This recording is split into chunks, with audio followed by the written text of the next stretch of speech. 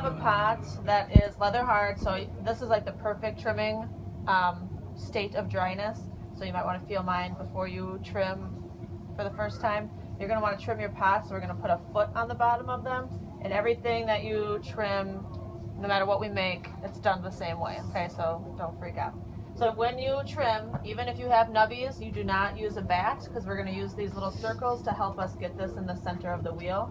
So I'm going to just kind of line it up, spin it slow, hold my finger on it. If it doesn't bounce too much, then it's centered. If not, then I would keep moving it around, test it, move it, test it, okay?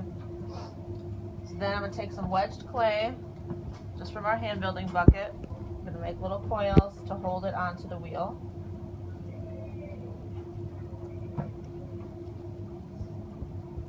So if any of you today have like leather hard pots you have in the cabinet, or from the other day, you guys could trim today. There's usually one wheel open always, so you guys could take turns.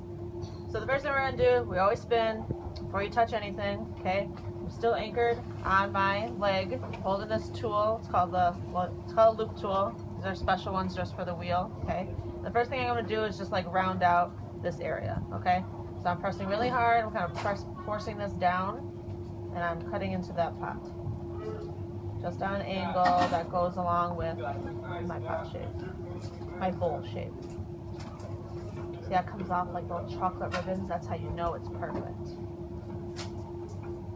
Okay, if it's like cut uneven, you want to flatten out your base. So I'm just going to hold that over the top, make sure you get a flat butt.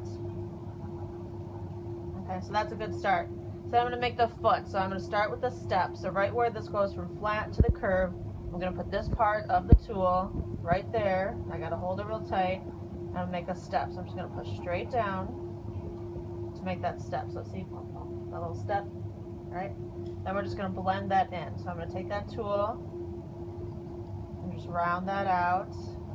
Isn't that pretty? Blend it all in, all right? Now we have to put the ring in there so that we just have that foot where there's no glaze. So I like to switch to the little one. I personally like the square one, but if you like the round edge, that's fine too. And I'm just going to dig that in. And then this is what I'm going to keep here, and then I'm going to get rid of the rest of that. So I think the easiest way to do that for a newbie is just to now move in one step, keep the tool in one spot. Don't do this. You don't have to move. That's why we invented the wheel, so you can stay in one spot, let the wheel do the work for you. Let's move in one more time, and then just even that all out.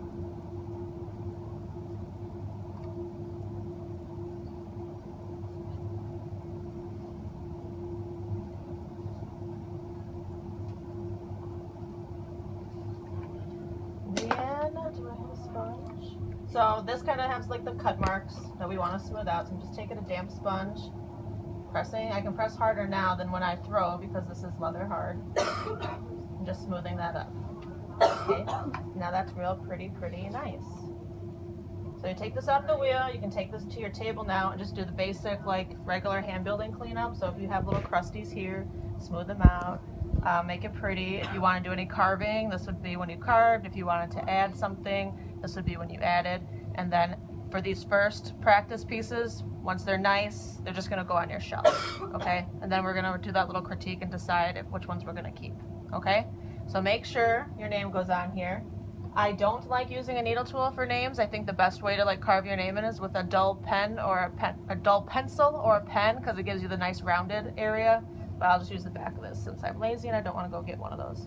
But you should do that. Okay, so make sure you sign it, own it, all right? And put it on your shelf. And cut.